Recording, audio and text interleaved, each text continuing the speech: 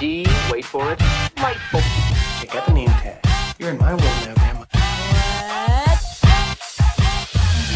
What's up, nerds, and welcome to my weekend review where I come to you every Sunday with 3 entertainment stories that I personally find interesting, and then we discuss them down below. Also in the description you can find the links to the articles that I read to bring you this episode and to make out my notes and everything, and then you can read them and make up your own mind about the certain story that's going on. But before I get started, I just want to say that if you like what I do here and you enjoy independent content here on YouTube, please consider subscribing. YouTube recently changed up their algorithm, and it really does affect, in a negative way, independent content creators like myself because it favors the big corporations and everything. So I just want to ask that if you could please consider liking, subscribing, and sharing my videos, and I thank you in advance. So let's just dive right into these stories. Now, I have a theme for this whole episode, and so for my first story, while the initial statement following Ruby Rose's departure from Batwoman suggested that Kane would be recast, a new casting call suggests that Rose will essentially take the character with her, and a new Batman will be created exclusively for the show. Distributed to prospective actors, the call is looking for a new Batwoman, unless you think that they're using a fake name to throw off press. The character description specifically shouts out Kane, and the fact that this new Batwoman will be significantly different. The name, which may or may not be final for the character and how it ends up when production starts in the fall, is Ryan Wilder. The casting notice was discovered by Batwoman fans on Reddit, and when it started to circulate widely online, was then vastly pulled, it was very pulled off the internet very fast, off Reddit. It is possible that the notice was not real, although it is more likely that it was just not intended for circulation in places where the public could easily find it. Now, it is also possible that the new name and character description is a misdirect, and that what producers really want is for actors to send in their takes on Batwoman without trying to copy what Rose has already done. Now, this could suggest a reworking of certain aspects of the character, not uncommon after the unseen first season. Per the casting call, Wilder is about to become Batwoman. She's likable, messy, a little goofy, and untamed. She's also nothing like Kane, the woman who wore the batsuit before her. With no one in her life to keep her on track, Ryan spent years as a drug runner, dodging the GCPD and masking her pain with bad habits. A girl who would steal milk from an alley cat could also kill you with her bare hands. Ryan is the most dangerous type of fighter, highly skilled and wildly undisciplined. An out lesbian, athletic, raw, passionate, valuable, and very much not your stereotypical all-American hero. Now, I have to say, first off, I'm fine with the whole lesbian thing, although it does come across like they're just trying to feed some agenda when they do that kind of stuff. Because Kane was a lesbian in the comic books, and Mike Rucka did such a great job with that comic book. It went downhill after he left. But anyways, this Ryan Wilder character, it sounds okay. We'll have to see. I hope that they don't continue the look of Batwoman from season 1, because I feel like the red wig in the suit was very much Kane's identifier, and I just feel like when you bring in a new character, give her a new look, because if not, then why even bring in a new character? You know what I'm saying? If you're not going to give her a completely different look than from the previous one. Also, she did say that she was leaving because of the long hours. I still don't believe that nonsense. I think she was fired. I really do. Because if you notice, the ratings started out really good that first episode, and then it just started to decline. The last episode did get some pretty good ratings because it was the season finale, and it had that cameo from Bruce Wayne and everything. But, I mean, the show was just like mediocre at best, and I'm being very nice. I did a season 1 review. You can check that out up here. Yeah. So that is my first story of the day. So for my second story of the day, in a move that could change the face of the comics industry, DC has reportedly pulled out of its distribution deal with Diamond, the largest distributor in comics. Prior to the novel coronavirus pandemic, Diamond had a functional monopoly on comic book distribution in North North America. But when they were forced to shut down briefly, DC turned to alternative distributions from Lunar Distribution and UCS Comics Distributors, companies owned by large comics retailers and founded seemingly for the express purpose of keeping the industry moving through the crisis credited by COVID-19. Now, it seems DC will turn to Penguin Random House for distribution help. Lunar Distribution is owned by DCBS, a discount comic book retailer headquartered exclusively online, and UCS is owned by New York's Midtown Comics. After 25 years, DC and Diamond Comic Distributors are ending their long-standing relationship. A DC representative said in This Week in a statement, moving forward, comic book retailers can obtain their DC comics from Penguin Random House, or their books and periodicals through Lunar or UCS comic book distributors. DC continues to be committed to providing the direct market with best-in-class service and the fans with the world's greatest comic books. Now, while critics have often said that Diamond's distribution monopoly had the potential to be bad for comics, the relatively low profitability of comics distribution seemed to be a barrier to new competitors entering the market, with comics distribution halting entirely for time. Comic book retailers have decided it was their best interest to have a fallback. Now, for one of the two largest publishers of periodical comics in North America, that fallback is the new normal. Now, Penguin Random House entering the marketplace is interesting too. It seems likely that they will take on bookstore distribution for graphic novels and collected editions, while Lunar and UCS tackle direct market and single issue distribution. Now, comic book retailers apparently got the word just before news broke on social media and with an email that told them the changes would be effective immediately.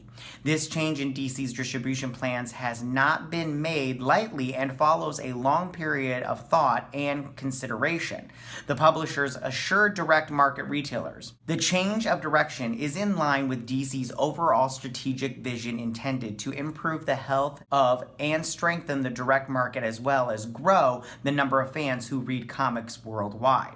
Per the email sent to retailers, Diamond will only be fulfilling orders placed through the June 1st final order cutoff and will not solicit the sale of new DC titles further, in the hopes of making the transition easier. Now, I have to tell you right now, I'm pro this, and this is why. When this whole thing went down, Direct could have done something. I understand that the pandemic really hit everybody hard, and it was bad. But I just go, they could have done something. I'm not a fan of online comics, and I do not read online comics online. I like going to the comic book shop. I like opening up a comic book. I love the smell of the paper. I know, it's weird. I just love it. I just love the smell of paper. Anyways, but they were the real villain in this whole thing, and it was sad to see it. And as a comic book reader, I am happy to see this, because now when something like this happens, comic book shops won't just have to rely on this one person. Plus, I don't believe in monopolies when it comes to businesses. I think that you should have competition. I think competition is healthy, and I think it helps everyone. It makes you stay on your toes. And so Diamond is going to have to step it up now, because if DC's gone, who's next? So that's my second story of the day, and so now let's get to my third story of the day.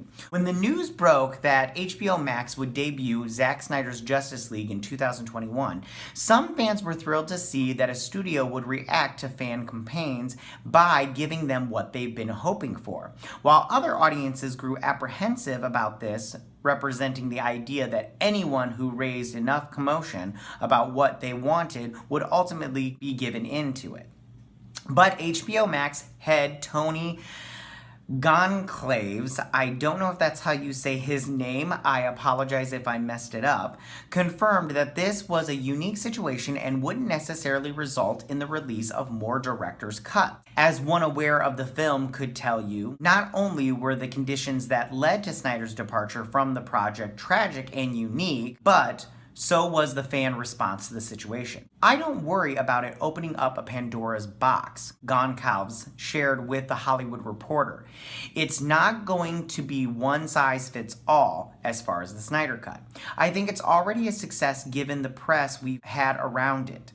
From the earliest talks about Justice League, Zack Snyder teased that the adventure would be broken up into 2 films, only for the story to ultimately be condensed into one, before production wrapped on the film.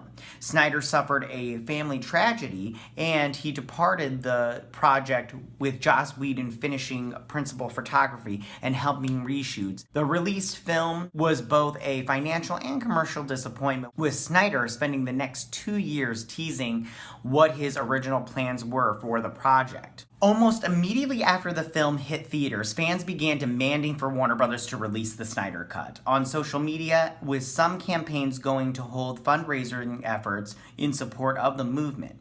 Now, this precedes going to various mental health advocacy organizations. While there were a number of fans trying to attract attention to the filmmaker's intentions in a positive way, the movement also spawned toxic fans who took more antagonistic approaches to the endeavor. In the weeks since the announcement of Snyder's Justice League, fans of other projects that have famously earned reshoots have voiced their interest in those original projects being released. Filmmaker David Ayer, for example, has been sharing a number of details about his original plans for the Suicide Squad before it earned reshoots, resulting fans pivoting from supporting the Snyder Cut of Justice League to the Ayer Cut of Suicide Squad. Now, I have to tell you right now, I am pro Ayer Cut. I want to see all the Jared Leto stuff that we didn't get to see in the original film and in the director's cut. There's got to be more in there. There has to be. I know a lot of people are saying that the Ayer Cut should come before the Snyder Cut because it leads up to Justice League, but that is false, and David Ayer confirmed that in his somebody asked him on Twitter if the Boom Tube and the Mother Box storyline was filmed, and he said that that was in his original script and it was not filmed. So I'm pretty sure that if we do get an Ayer Cut, it won't have all the Boom Tube stuff and Steppenwolf and the Mother Box. And which is a bummer because I do like that. I do like that whole thing. But I also just want to say that we need to stop talking about the Ayer Cut, because yes, I want the Ayer Cut, but I want the Snyder Cut first. And the reason is because Snyder has fought so hard for this. I mean, it's been so many years. We should want the Snyder Cut first and stop talking about the Ayer Cut because it downplays the Snyder Cut. And let's just pretend they did put the Ayer Cut out on HBO Max and it didn't drive up subscriptions. That would make them rethink the Snyder Cut, and I don't want that. And then, of course, nobody wants the Kathy Yan cut of Birds of Prey because that movie sucked. Okay, so those are my 3 stories of the day. I kind of rambled on there at the end. But so what do you guys think about these 3 stories? How do you feel about Ryan Wilder for the Batwoman? Do you feel like they needed to bring in a new character, or do you think they should have just hired a new actress to play Kane? How do you feel about Diamond Select being, and DC Comics ending their distribution rights with Diamond? And then how do you guys feel about this whole executive saying that just because they released the Snyder Cut, that doesn't mean that you're going to get all these other cuts? Go ahead and leave all your comments in that section down below. If you like this video, go ahead and hit that like button. I won't mind. Please feel free to leave a comment. It feeds the algorithm and I could use it. And I will see you guys next week on my week in review. You guys have a good day. Bye. Hey nerds, if you like this video, go ahead and click that Geek What icon and subscribe. And if you like this video, go ahead and join me every Sunday with my week in review.